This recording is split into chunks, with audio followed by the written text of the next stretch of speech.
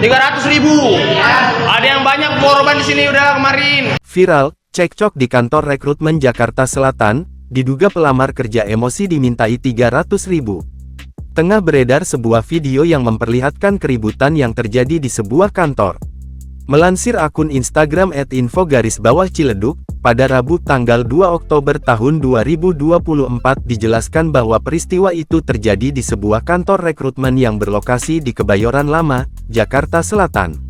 Adapun cekcok tersebut bermula karena kantor tersebut diduga terjadi lantaran kantor tersebut menagih sejumlah uang kepada para pelamar kerja. Adapun, uang yang diminta senilai 300.000. Tampak dalam video tersebut, sang perekam menyuruh salah seorang pria yang diduga pelamar kerja untuk pergi dari kantor tersebut. Ia pun berulang kali mengatakan bahwa kantor tersebut melakukan penipuan. Kondisi semakin panas dan membuat pihak kantor dan pelamar kerja cekcok.